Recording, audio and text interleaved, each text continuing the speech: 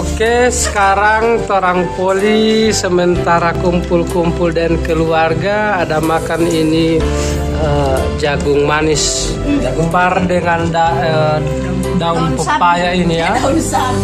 Jadi biasanya orang-orang Gorontalo ini kalau mau makan jagung begini, milu begini, orang biasa par dengan gohu ya, DP nama ini gohu dari daun pepaya.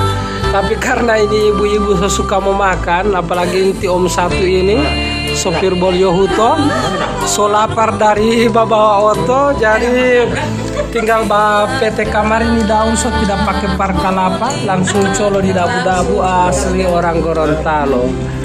Rasanya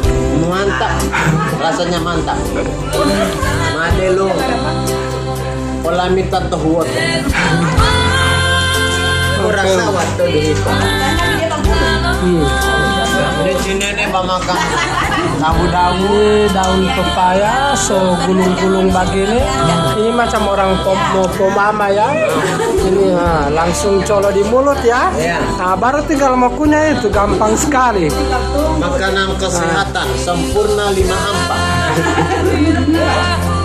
Oke teman-teman, ini so habis ini DP milu, tinggal tongkol ini ya.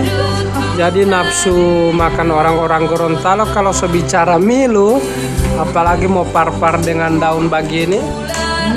Ini bukan makanan-makanan ini ya, ini makanan khas orang Gorontalo. Biasa orang jaga beken binte biluhuta, orang memakan milu rebus, jagung rebus begini, orang mopar dengan daun putungo atau daun pepaya. Jadi simpel sekali ini menjadi warga Gorontalo, biar tinggal di gunung, teman-teman ini biar tinggal di gunung.